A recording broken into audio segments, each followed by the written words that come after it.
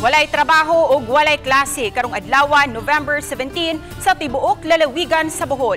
Kini tungod sa posibleng pagdaot sa panahon dala sa amihan ug shear line. Base sa memorandum circular ni Acting Bohol Governor Junicio Victor Balite, suspendido ang tanang klase sa pampubliko ug pribadong mga tunghaan ug walay trabaho ang tanang pampublikong buhatan. Giawhag usab ni Balite ang mga tugdumala ug pribadong establishmento nga magdeklarar og suspension sa trabaho sa ilang mga empleyado.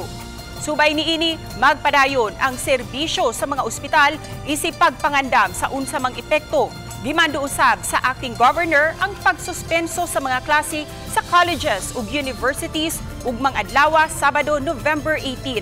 Gipahimangnuan ang tanan, ilabi na ang mga residente sa mga nagpuyo sa mga lupa nga bahin nga magmatngod sa mga pagbaha ug landslide. Subsob nga monitoring sa dagan sa panahon. Dugang tahas nga gimando ni Balite sa mga mayor kaabag ang ilang mga disaster team.